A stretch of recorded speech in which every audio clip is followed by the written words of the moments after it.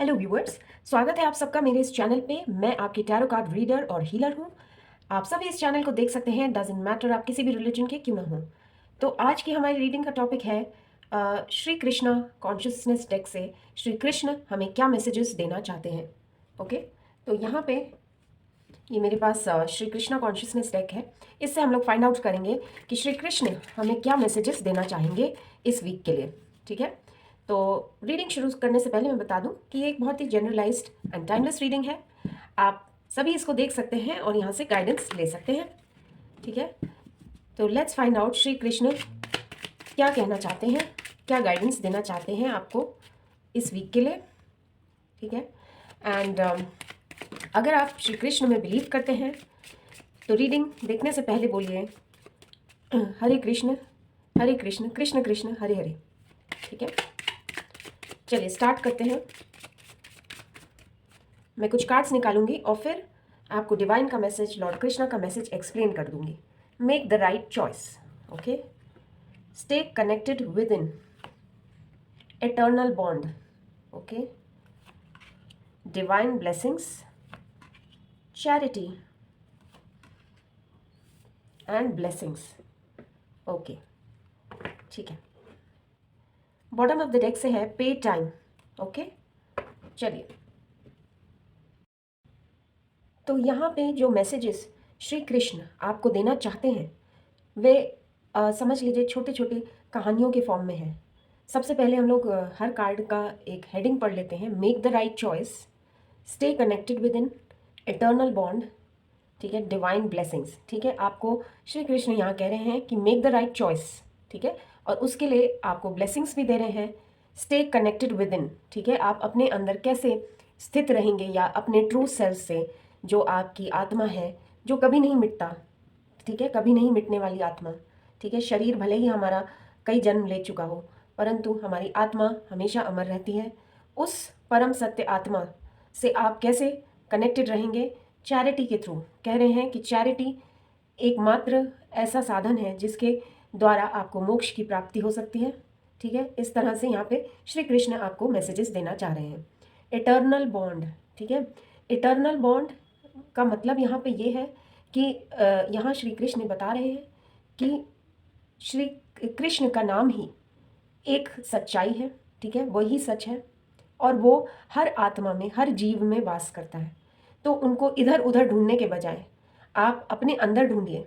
हाँ, ठीक है, तो ये भगवान से आपका एक इटर्नल बॉन्ड, कभी ना खत्म होने वाला एक रिश्ता है।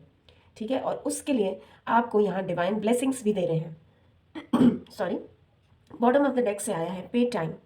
ठीक है, आप जो भी कर्म करेंगे इस लाइफ टाइम में, ठीक है, इस जन्म में जो भी आप कर्म करेंगे उसका फल आपको या तो इस लाइफ टाइम में ही भुगतना पड़ेगा, नहीं तो कभी कभी हमें दोबारा जन्म भी लेना पड़ता है।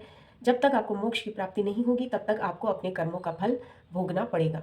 ठीक है, तो इन शॉर्ट ये सारे मैसेजेस का एक मैंने आपको जिस्ट बता दी है। अब छोटी छोटी कहानियाँ हैं जो मैं आपको जल्दी से बता देती हूँ। ठीक है, यहाँ है मेक द राइट चॉइस।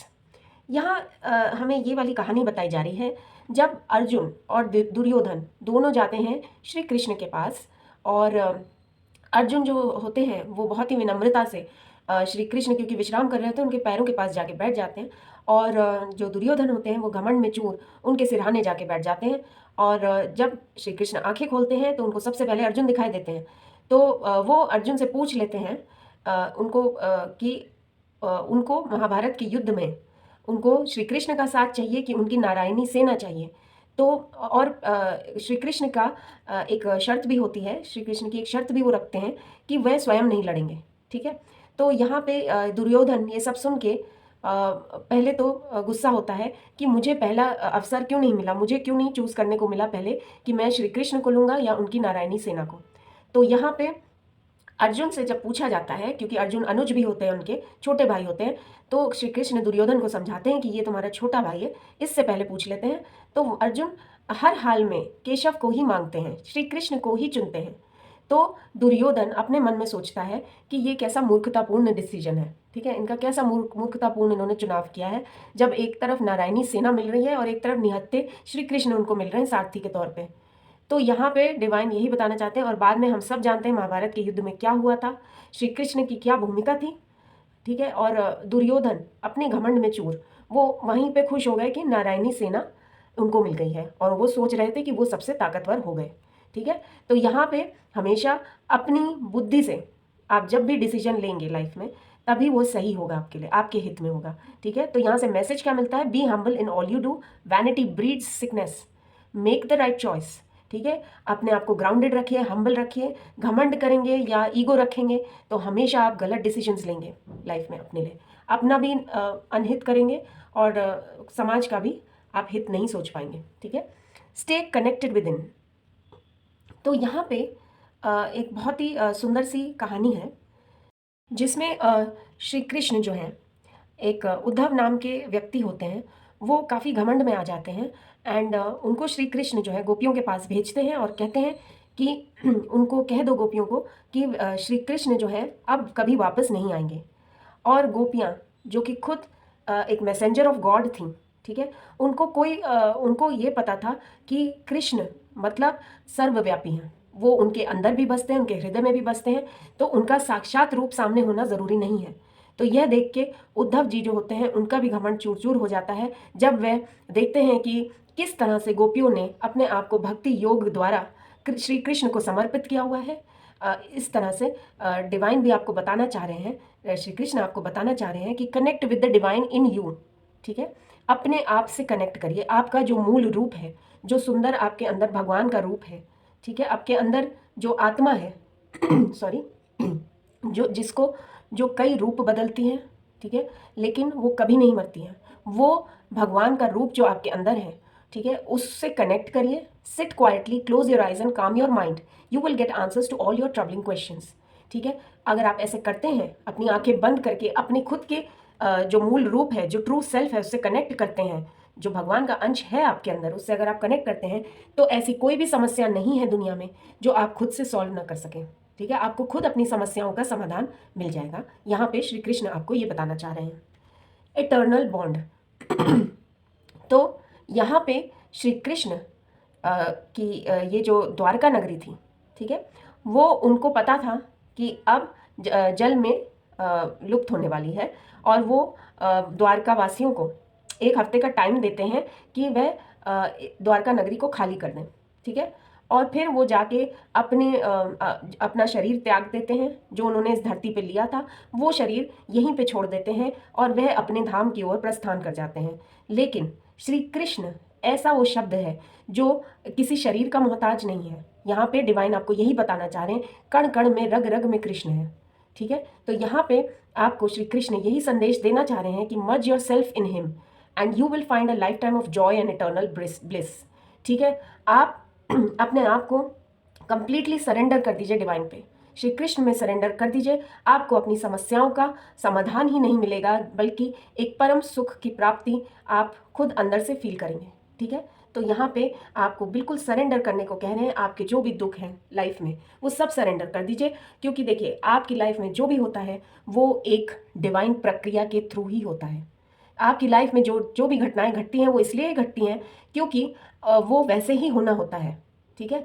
तो उसको खुशी से एक्सेप्ट करिए, और चाहे दुख आए चाहे खुशी हो, हमेशा भगवान का धन्यवाद ज़रूर करें, ठीक है।